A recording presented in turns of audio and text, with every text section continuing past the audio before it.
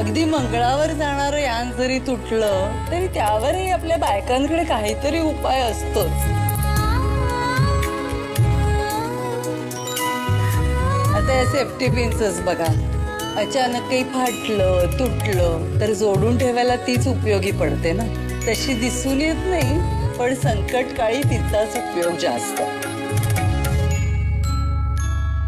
आपण बायकाही या safety pin सारख्याच असतो नाही का?